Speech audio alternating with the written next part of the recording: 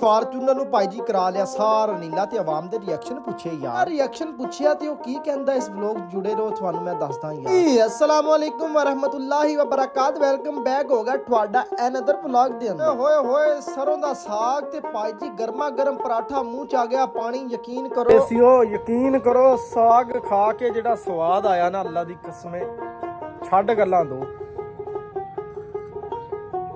ਆਏ ਹਾਏ ਹਾਏ ਮੈਂ ਖੜਾ ਸੀ ਵਿੱਚ ਮਹੱਲੇ ਦੇ ਵਿੱਚ। ਮੈਂ ਕਿਹਾ ਰਾਜਾ ਜੀ ਕਿਹਦੇ ਕਾਰਡ ਵੰਡਦੇ ਫਿਰਦੇ ਆ? ਕਹਿੰਦਾ ਟੈਨਸ਼ਨ ਨਾ ਲੈ ਤੁਹਾਡਾ ਵੀ ਇੱਕ ਆਇਆ। ਚੱਲ ਲਿਆ ਯਾਰ ਕਾਰਡ ਉਰੇ ਫੜਾ ਤੇ ਹੁਣ ਚੱਲਦੇ ਆ ਭਾਈ ਜੀ ਤੇ ਘਰ ਜਾ ਕੇ ਦਿੰਦੇ ਜੀ। ਫਿਰ ਮਿੱਤਰੋ ਬਰਾਤ ਹੈਗੀ ਆ ਤਕਰੀਬਨ ਮੈਨੂੰ ਲੱਗਦਾ ਤਵਾਰ ਵਾਲੇ ਦਿਨ ਦੀ। ਤੁਹਾਡਾ ਭਰਾ ਵੀ ਕੀ ਪਤਾ ਜਾ ਪਰ ਪਿਆਰਾ ਜਿਹਾ ਪਿੰਡ ਯਾਰ ਮੇਨ ਬਾਜ਼ਾਰ ਦੇ ਵਿੱਚ ਤਾਂ ਫਿਰ ਰੌਣਕਾਂ ਲੱਗੀਆਂ ਹੀ ਰਹਿੰਦੀਆਂ। ਮੈਂ ਕਿਹਾ ਕਾਰੀ ਸ਼ਹਿਰ ਜਾਣਾ? ਕਹਿੰਦਾ ਹਾਂ ਯਾਰ ਚੱਲਦੇ ਯਾਰ ਮੈਂ ਤਾਂ ਜਾਣਾ ਹੈ ਜੇ ਕੋਈ ਸ਼ੈ ਵੀ ਖਵਾਏਗਾ। ਕਹਿੰਦਾ ਓਕੇ ਕਰ ਭਾਈ ਜੀ ਬੋਲ ਮਸ਼ਹੂਰ ਹੈਗੇ ਆ ਚਣੇ ਬਾਬੇ ਫਕੀਰੀਏ ਦੇ ਉਹ ਖਾਵਾਂ ਵੀ ਭਾਈ ਨਾ ਨਹੀਂ ਹੋਈ। ਮੈਂ ਕਿਹਾ ਠੀਕ ਆ ਭਾਈ ਚੱਲ ਤੇ ਮਸਲਾ ਹੀ ਕੋਈ ਨਹੀਂ ਹੈ। ਮੈਂ ਕਿਹਾ ਲੱਗਦੇ ਹੱਥੀ ਭਾਈ ਫਾਰਚੂਨਰ ਚ ਪੈਟਰੋਲ ਪਵਾ ਲਾ। ਤੁਹਾਨੂੰ ਪਤਾ ਸਾਡਾ ਬਹੁਤ ਜ਼ਿਆਦਾ ਪੈਟਰੋਲ ਪੀਂਦੀ ਹੈ ਤੇ ਕਾਰੀ ਨੇ ਸਿਰਫ 200 ਰੁਪਏ ਦਾ ਪਵਾਇਆ। ਕਾਰੀ ਭਾਈ ਸ਼ਹਿਰ ਤਾਂ ਅਸੀਂ ਪਹੁੰਚ ਗਏ ਹੁਣ ਯਾਰ ਜਾਣ ਦੇ ਜਿੱਦਨ ਨੂੰ ਜਾਣਾ। ਕਹਿੰਦਾ ਥੋੜਾ ਜਿਹਾ ਇੱਕ ਕੰਮ ਆ ਪਹਿਲੇ ਉਹ ਕਰ ਲਈਏ ਫਿਰ ਜਿੱਦਨ ਨੂੰ ਕਹਿੰਦਾ ਤੇ ਉਧਰ ਨੂੰ ਚੱਲਾਂਗੇ। ਕੰਮ ਕੀ ਆ? ਕਹਿੰਦਾ ਯਾਰ 2 ਖਾਦ ਦੀਆਂ ਬੋਰੀਆਂ ਤੇ ਉਹ ਲੈ ਕੇ ਰਕਸ਼ੇ ਤੇ ਰੱਖਣੀਆਂ ਤੇ ਫਿਰ ਆਪਾਂ ਭਾਈ ਜੀ ਵਾਪਸ ਹੋ ਜਾਾਂਗੇ ਪਿੰਡ। ਭਾਈ ਵਾਪਸ ਕਿਹੜੀ ਗੱਲ ਤੋਂ? ਮੈਂ ਤਾਂ ਸਿਰਫ ਰੋਟੀ ਖਾਣੇ ਵਾਸਤੇ ਆਇਆ ਸ਼ਹਿਰ ਤੇ ਹੁਣ ਤੂੰ ਰੋਟੀ ਖਵਾਣੀ ਆ। ਕਹਿੰਦਾ ਚੱਲ ਠੀਕ ਆ ਖਵਾ ਲਾਂਗੇ ਤੇ ਨਮਾਜ਼ ਪੜ ਲਾ। ਨਮਾਜ਼ੇ ਜ਼ੋਹਰ ਦੇਖਾਂ ਤੇ ਕਾਰੀ ਸਾਹਿਬ ਮਿਲ ਗਏ ਮੈਨੂੰ। ਮੈਂ ਕਿਹਾ ਰਕਸ਼ੇ ਤੇ ਆ ਰੱਖ ਰਿਹਾ? ਕਹਿੰਦਾ ਹਾਂ। ਮੈਂ ਕਿਹਾ ਹੁਣ ਚੱਲੀਏ? ਕਹਿੰਦਾ ਚਲੋ। ਦੇਖ ਲੈ ਯਾਰ ਕਿੰਨੀਆਂ ਬੋਰੀਆਂ ਰੱਖਣੀਆਂ? ਕਹਿੰਦਾ 1 ਮਿੰਟ ਮੈਂ ਦੇਖ ਲਾਂ। ਭਾਈ ਜੀ ਅਚਾਰ ਲੈਣਾ ਸੀ ਘਰ ਵਾਸਤੇ। ਮੈਂ ਕਿਹਾ ਥੋੜਾ ਜਿਹਾ ਅਚਾਰ ਫੜ ਲਈਏ। ਫਿਰ ਨਾਲ ਹੀ ਯਾਰ ਹੁਣੀ ਪਹੁੰਚ ਗਏ ਬਾਬੇ ਫਕੀਰੀਏ ਦੇ ਮਸ਼ਹੂਰ ਚਣੇ ਆ ਜਿਹੜਾ ਇੰਨਾ ਜ਼ਿਆਦਾ ਰਸ਼ ਲੱਗਿਆ ਹੋਇਆ। ਮੈਂ ਤਾਂ ਦੇਖ ਕੇ ਰਹਿ ਗਿਆ ਹੈਰਾਨ। ਮੈਂ ਕਿਹਾ ਸਾਡਾ ਆਰਡਰ ਕਿਵੇਂ ਲਿੱਤਾ ਜਾਏਗਾ ਯਾਰ? ਇਹ ਆਰਡਰ ਤਾਂ ਲੈ ਹੋ ਗਿਆ ਅੱਗੇ ਹਾਜ਼ਰ ਖਿਦਮਤ ਹੋ ਗਈ। ਟਿੱਕੀ ਨਾਲ ਸਲਾਦ ਨਾਲ ਚਨੇ ਨਾਲ ਵਿੱਚ ਆਂਡਾ ਪਾਏ। ਕਾਰੀ ਕਹਿੰਦਾ ਯਾਰ ਪਲਾਜ਼ੇ ਮੈਨੂੰ ਹੈ ਛੋਟਾ ਜਿਹਾ ਕੰਮ ਜਲਦੀ ਪਲਾਜ਼ੇ ਤੋਂ ਹੋ ਕੇ ਆ ਗਿਆ ਵਾਪਸ। ਮੈਂ ਕਿਹਾ ਕਾਰੀ ਯਾਰ ਮੂੰਹ ਵੀ ਕਰਾਰਾ ਕਰ ਲੈਣਾ ਚਾਹੀਦਾ। ਮੈਂ ਕਿਹਾ ਮੂੰਹ ਕਰਾਰੇ ਦੇ ਚੱਕਰਾਂ 'ਚ ਮੈਂ ਸਪਰੇਅ ਭੁੱਲ ਹੀ ਗਿਆ ਜਿਹੜੀ ਸਕੂਟਰ ਨੂੰ ਅੱਜ ਕਰਨੀ ਆ। ਤੂੰ 2 ਮਿੰਟ ਉਰੇ ਖੜ ਤੇ ਮੈਂ ਜਲਦੀ ਫੜ ਕੇ ਲੈ ਕੇ ਆਇਆ ਸਪਰੇਅ। ਕਿੱਡਾ ਨਾਲ ਗਿਆ ਮੈਂ ਸਪਰੇਅ ਫੜਤਾ ਲਿਆਂਦੀ ਲੇਕਿਨ ਠੰਡ ਲੱਗ ਗਈ। ਕਾਰੀ ਭਾਈ ਦੇਖਾਂ ਤੇ ਤੰਦੂਰ ਤੇ ਹੱਥ ਸੇਕਣ ਲੱਗ ਗਏ। ਮੈਂ ਕਿਹਾ ਯਾਰ ਇੱਥੋਂ ਚਾਹ ਵੀ ਪੀ ਲੈਣੀ ਚਾਹੀਦੀ ਹੈ। ਫਿਰ ਭਾਈ ਜੀ ਗਰਮਾ ਗਰਮ ਚਾਹ ਜਦੋਂ ਆਈ ਤੇ ਵਾਹ ਵਈ ਵਾਹ ਨਿਕਲੀ ਮੂੰਹ ਦੀ। ਉਸਤਾਦ ਬਿੱਲੇ ਦੇ ਕੋਲ ਮੈਂ ਕਿਹਾ ਹੈਪਾ ਬਾਈਕ ਅੱਜ ਮੇਰਾ ਚਮਕਾ ਦੇ। ਕਹਿੰਦਾ ਟੈਨਸ਼ਨ ਨਾ ਲੈ ਇਹ ਚਮਕ ਜਾਏਗਾ। ਮਿੱਤਰੋ ਜ਼ੰਗ ਨਾ ਭਰੇ ਅਸੀਂ। ਮੈਂ ਕਿਹਾ ਯਾਰ ਇਹਦਾ ਕੋਈ ਐਸਾ ਫੈਸਲਾ ਕਰੀਏ ਜਿਹੜਾ ਭਾਈ ਕੰਮ ਟੈਟ ਹੋ ਜਾਵੇ। ਬਿੱਲੇ ਨੇ ਵੀ ਧੁੱਪੇ ਸਪਰੇਅ ਰੱਖਤੀ। ਕਹਿੰਦਾ ਇਹਦੀ ਵਜ੍ਹਾ ਨਾਲ ਐਨ ਟੈਟ ਵੱਜੇਗੀ। ਮੈਂ ਕਿਹਾ ਓਕੇ ਕਰ। ਨਾਲ ਹੀ ਉਸਤਾਦ ਬਿੱਲਾ ਹੋ ਗਿਆ ਸ਼ੁਰੂ ਸ਼ੂ ਸ਼ੂ ਸ਼ੂ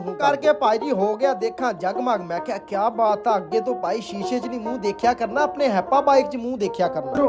ਤੁਹਾਨੂੰ ਹੈਪਾ ਬਾਈਕ ਕਿਹਦਾ ਲੱਗਿਆ ਕਮੈਂਟ 'ਚ ਦੱਸੋ। ਅੱਛਾ ਹੁਣ ਭਾਈ ਕਿਸੇ ਕੋ ਰਿਐਕਸ਼ਨ ਪੁੱਛਦੇ ਆ। ਜੇ ਤਾਂ ਪਹਿਲਾ ਰਿਐਕਸ਼ਨ ਆਇਆ ਸਹੀ ਫਿਰ ਤਾਂ ਆਵਾਮ ਕੋ ਪੁੱਛਾਂਗੇ ਨਹੀਂ ਤਾਂ ਕੋਈ ਨਹੀਂ ਪੁੱਛਣਾ ਭਾਈ। ਮੇਰਾ ਸਕੂਟਰ ਕੈਸਾ ਲੱਗ ਰਿਹਾ ਤੈਨੂੰ? ਓਏ ਇਹ ਤਾਂ ਬੇਇੱਜ਼ਤੀ ਕਰਕੇ ਨੱਸ ਗਿਆ ਸਕੂਟਰ ਦੀ ਯਾਰ। ਲਓ ਜੀ ਤਾਂ ਕੋਈ ਫਾਇਦਾ ਨਹੀਂ ਹੋਇਆ ਯਾਰ ਰੰਗ ਕਰਾਏ ਦਾ। ਖੈਰ ਹੁਣ ਦੱਸੋ ਯਾਰ ਕਮੈਂਟ ਦੇ ਵਿੱਚ ਕਿਹੜਾ ਰੰਗ ਕਰੀਏ ਨਵਾਂ। ਆਪਣਾ ਖਿਆਲ ਰੱਖਿਓ ਤੇ ਨਮਾਜ਼ ਕਾਇਮ ਕਰਿਓ। ਪਾਕਿਸਤਾਨ ਜ਼ਿੰਦਾਬਾਦ।